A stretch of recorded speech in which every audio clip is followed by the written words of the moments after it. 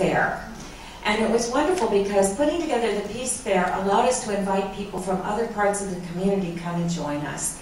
And we welcomed everybody. We had health, people in the healing arts. We had artists. We had various groups. In fact, that's how I met my beloved friend Sandy Hart, who is the founder of SARA. Some of you may have heard about that.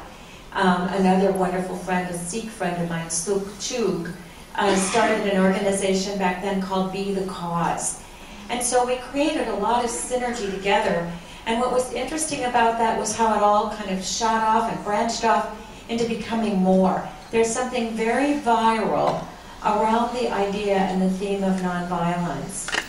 As we proceeded in the years to come, we always planned whatever we were going to do during Season for Nonviolence, first by going to visioning. And visioning is a spiritual practice really started by Reverend Dr. Michael Beckwith, who was here earlier in the week.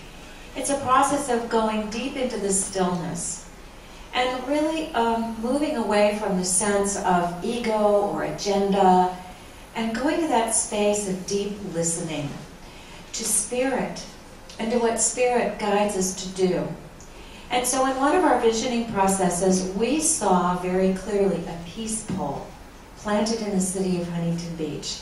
Now, if you were there last night, as I was, to watch the wonderful dedication of the peace pole that's been given to the city of Melbourne, you know how deeply touching it can be to present this wonderful article of symbol of peace to a community. And so we decided to raise the funds to purchase a peace pole, and which we did. And we went to the city to let them know that we wanted to present this to them. Now, I might remind you, I live in the county of Orange in a very conservative place. We thought that the peace pole would be lovely in front of our public library, which is in the middle of a park, and there's lots of art around, and everyone would walk past it on the way in and out of the library. And we thought, perfect place. So the library board was our next step. And we went to the library board and we presented the idea of the peace pole. And we told them about the peace poles that are all over the world and what they stand for.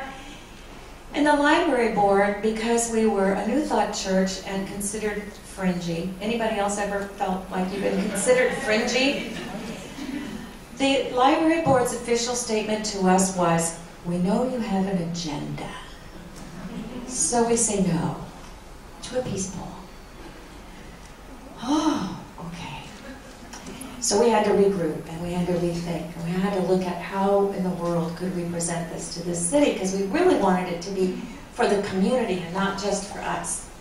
There's a wonderful man in this room that I think very highly of, who taught me a saying that I really love to hold in my heart when I'm in those places. His name is Dr. Gary Simmons. He's a wonderful teacher of conflict resolution and peacemaking.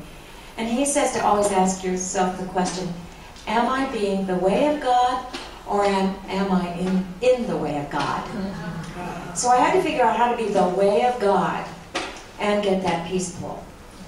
3 years later, finally, the city council approved the installation of the peace pole. And I want to tell you that it stands between the police station and City Hall.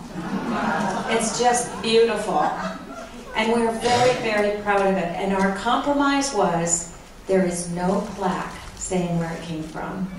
We were fine with that. We have a peace pole in Huntington Beach. So that's my story.